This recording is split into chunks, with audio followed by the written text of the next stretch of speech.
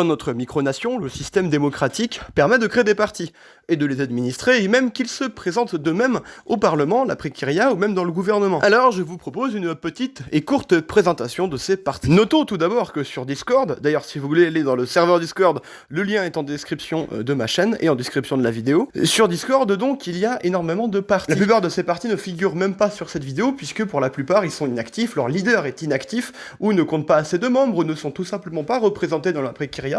Alors parlons seulement de quelques partis. Et on va le faire de gauche à droite si vous le voulez bien. Alors évidemment, comme beaucoup de micronations, il y a du communisme dans la Nesquacie. Je ne dis pas forcément dans la Constitution, mais en tout cas, il existe un parti communiste. Ce parti est fondé par Kim Dong-dae, l'actuel Premier ministre qui va bientôt quitter ses fonctions. Il est considéré en gros comme le parti actif avec le plus de membres, il en a 2 à 3. En fait, on n'a pas vraiment réussi à quantifier les chiffres.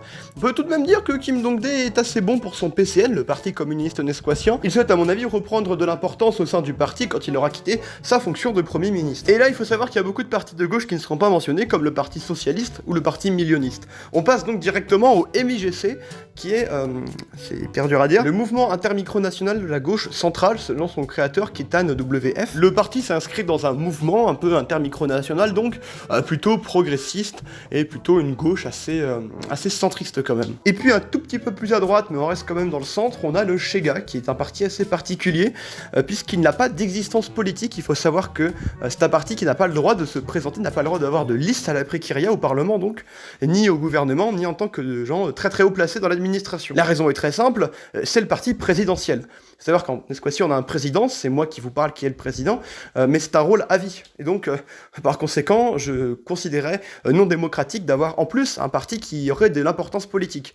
Le parti, en fait, en termes d'adhérence, c'est juste pour ceux qui se sentent vraiment dans mes opinions, mais c'est juste un parti, quoi. Et nous entrons maintenant au mouvement démocrate nesquatien, le MoDen, qui se veut encore donc des démocrates, mais c'est un tout petit peu plus à droite selon ma vision de l'échiquier politique.